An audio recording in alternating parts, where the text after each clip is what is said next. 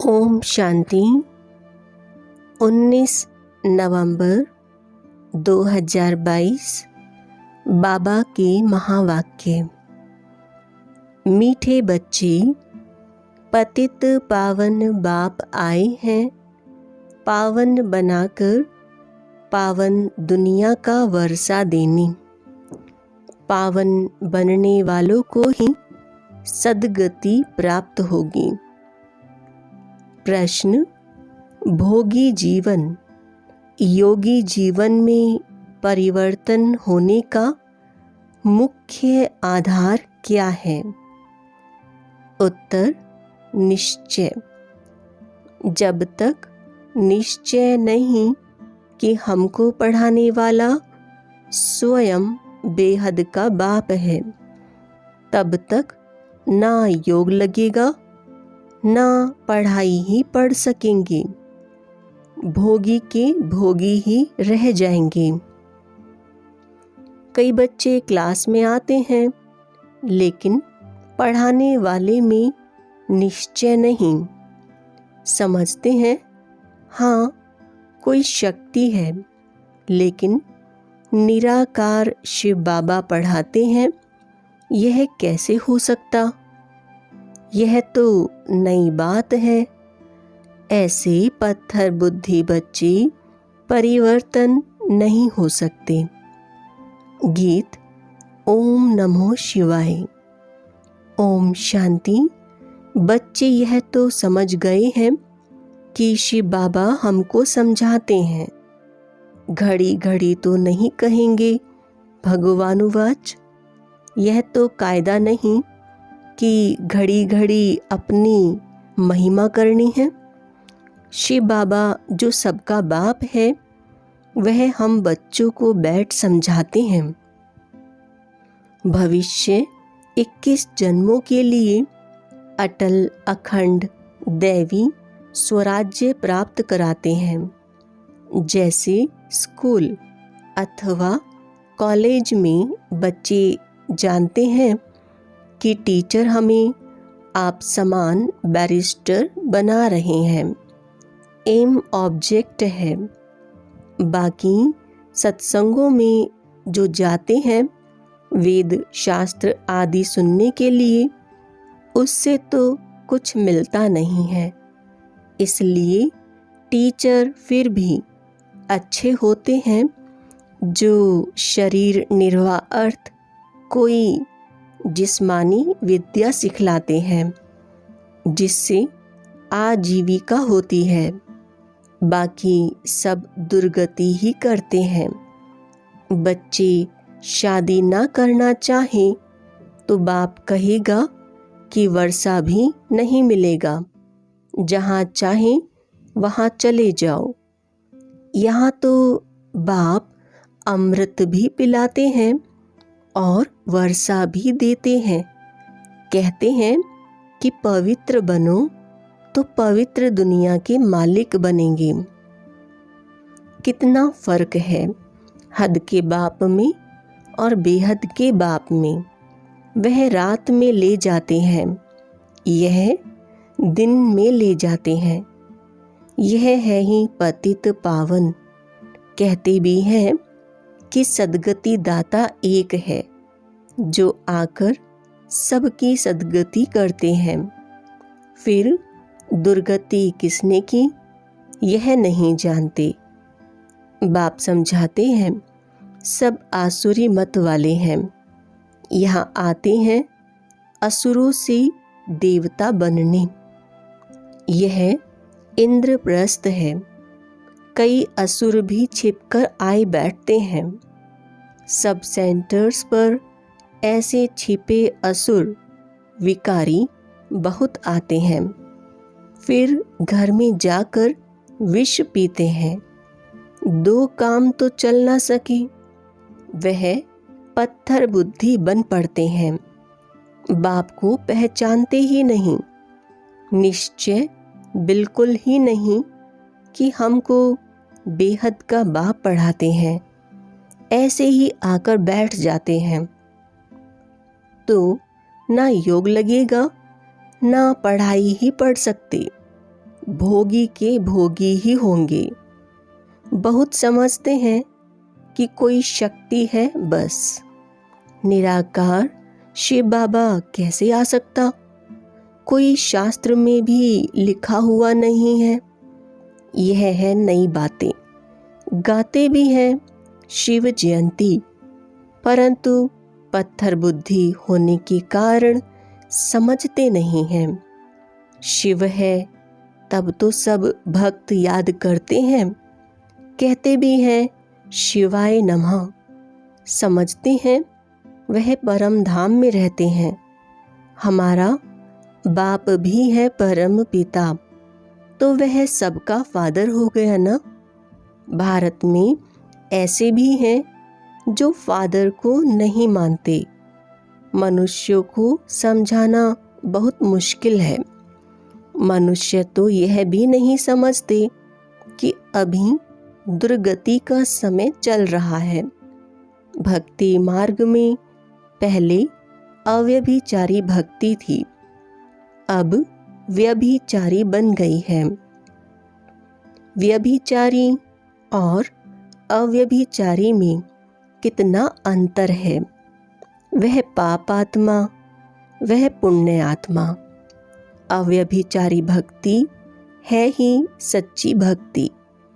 उस समय यानी द्वापर में मनुष्य सुखी भी रहते हैं, धन दौलत आदि सब रहता है। कलयुग में जास्ती दुर्गति को पाते हैं। जब व्यभिचारी भक्ति में आते हैं तब विकारी भी बहुत बनते जाते हैं। दिन प्रतिदिन विकार भी जोर भरते जाते हैं। पहले सतो प्रधान विकार थे, अभी तमो प्रधान विकार हैं। सब बिल्कुल ही तमो प्रधान हैं। घर घर में कितने झगड़े हैं। शिव बाबा बैठ बच्चों को समझाते हैं। श्री कृष्ण तो बाप नहीं ठहरा, कोई की भी बायोग्राफी नहीं जानते। यह है पतित पावन। परमपिता परमात्मा को मानते हैं कि वह ज्ञान का सागर है। पानी का सागर थोड़े ही पतित पावन नॉलेजफुल है। मनुष्य तो पानी के सागर से निकली हुई पानी की नदियों को पतित पावनी समझ लेते हैं। उनसे पूछना चाहिए कि जैसे गीता के भगवान का ऑक्यूपेशन पूछा जाता है, निराकार परमपिता परमात्मा है रचयिता और श्री कृष्ण है रचना। अब बताओ गीता का भगवान कौन? भगवान तो एक को ही कहेंगे, फिर व्यास को भगवान कैसे कह सकते? तो ऐसे ऐसे प्रश्न पूछना चाहिए। पतित पावन परम पिता परमात्मा ज्ञान का सागर है। उनसे यह ज्ञान गंगाएं कैसे निकलती हैं? परम पिता परमात्मा ब्रह्मा मुख कमल द्वारा ब्राह्मण मुख वंशावली रचते हैं। उन्हों को ब्रह्मा मुख से ज्ञान मिल रहा है, जिससे सद्गति को पाते हैं। अब पानी के सागर से पावन बनते हैं व ज्ञान सागर से। पानी से मनुष्य तो पावन हो ना सके, तो यह पहेली भी पूछनी पड़े। इनको पूछने से पावन दुनिया का मालिक बन सकते हैं। बुलाते तो उनको ही है कि हे पतित पावन सीता राम, फिर गंगा में स्नान आदि करते हैं, तो यह पहेली भी ऐड करनी चाहिए। समय पर हर एक चीज शोभती है। जैसे वो गीता के भगवान वाली पहेली है, वैसे यह भी पहेली है। ख्याल चलती तो है ना, क्या ऐसी चीजें बनाई जो मनुष्य सदैव अपने पास यादगार रखे। अच्छी चीज होगी तो अपने पास रखेंगे, कागज आदि तो फेंक देते हैं।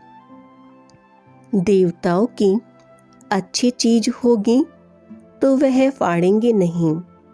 सर्विस की प्रैक्टिस वालों का सारा दिन विचार सागर मंथन चलता रहेगा और काम करके दिखाएंगे। सिर्फ कहना नहीं है कि ऐसा करना चाहिए। यह किसको कहते हो? बाबा करेगा व बच्चे करेंगे। बोलो कौन? बाप तो डायरेक्शन देते हैं। ऐसे अच्छे चित्र कैलेंडर छपाओ।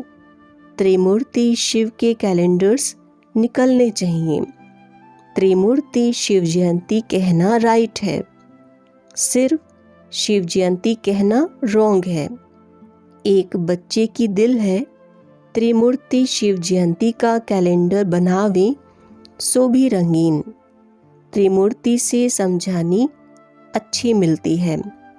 बाबा लॉकेट भी इसलिए बनवाते हैं कि उनसे अच्छा समझा सकते हैं। ब्रह्मा द्वारा शिव बाबा सद्गति करते हैं, तो जो मेहनत करता है वही विष्णुपुरी का मालिक बनता है। बाकी जो ज्ञान नहीं लेते उनका विनाश हो जाता है। वह सजाएं भी खाते हैं, पद भी नहीं पाते। भगत भगवान को याद करते हैं, परंतु जब भगवान आते हैं तब कितने थोड़े उन्हें पहचान कर उनका बनते हैं। कोटों में कोई जो मुक्ति के लिए पुरुषार्थ करते हैं वह पद अच्छा पा नहीं सकेंगे। विकर्म विनाश नहीं होंगे, इसलिए साक्षात्कार कराया था। धर्म स्थापक भी आते हैं दृष्टि लेने। याद करते करते विकर्म विनाश करते जाएं तो पद ऊंचा पा सकते हैं। और धर्म वाले भी आएंगे सो भी पिछाड़ी में, जो बड़े होंगे। ऐसे नहीं कि अभी का पोप आएगा, ना ना, पहले नंबर का पोप जो अभी अंतिम जन्म में है वह आएगा। हिसाब है बड़ा भारी। अब यह कुंभ का मेला है। यह सब भक्ति मार्ग की सामग्री है। जब दुर्गति को पाने का पूरा ग्रहण लग जाता है तब बाप आकर 16 कला संपूर्ण बनाते हैं। ग्रहण को स्वदर्शन चक्र से निकाला जाता है। यह जो अपना गोला है उसमें नीचे लिखना चाहिए, यह है स्वदर्शन चक्र। यह बहुत अच्छी चीज है। यह ईश्वरीय कॉट ऑफ आर्म्स है। यह तो ईश्वरीय बातें हैं। स्लाइड्स जो बना रहे हैं उनके लिए भी बाबा समझाने देते रहते हैं। अगर समझो वो मुरली ना सुने तो डायरेक्शन अमल में ला ना सकें। मुरली तो रोज पढ़नी चाहिए। सर्विस में जो है उनको एक्ट में आना चाहिए। त्रिमूर्ति का भी स्लाइड्स बनाते हैं, उनमें अक्षर बहुत अच्छे हैं।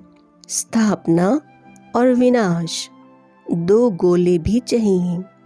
यह नर्क, यह स्वर्ग, यह आज का भारत और कल का भारत। बाप सेकंड में जीवन मुक्ति देने वाला बैठा है। बाबा को पहचाना, निश्चय हुआ, बस जीवन मुक्ति पाने का पुरुषार्थ चल पड़ता है। जन्म तो लिया ना, बाप से पूरा वर्षा लेना है, फिर विकार की मांग नहीं कर सकते। बाप कहते हैं भ्रष्टाचारी को वर्षा मिल ना सके, प्रैक्टिकल में इनका ब्रह्मा का ही मिसाल देखा ना, ऐसे बहुत मुश्किल निकलते हैं। अपनी इज्जत आदि भी बहुत देखते हैं ना। क्रिएटर बाप है, सबको उनकी आज्ञा पर चलना है। तुम भी श्रीमत पर नहीं चलते हो तो पद भ्रष्ट हो जाता है। बाप कहते हैं इस ज्ञान मार्ग में नष्टो मोह अच्छा चाहिए। बाबा की आज्ञा मिली हुई है। जो बच्चे आज्ञाकारी नहीं वह कपूत ठहरे, वह बच्चा बच्चा नहीं। पवित्रता की आज्ञा तो अच्छी है ना। राजयोग तो बाप अभी सिखलाते हैं। मनुष्य तो बेचारे समझते नहीं। बच्चों में भी नंबरवार पुरुषार्थ अनुसार समझते हैं। बाप इतना डायरेक्शन देते हैं। कोई बच्चे मुश्किल करके दिखाते हैं।